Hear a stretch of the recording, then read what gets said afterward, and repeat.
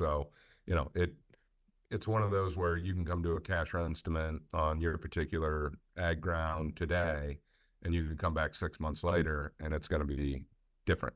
Exactly, especially in areas where we've got real lease auction data that we bring through the platform.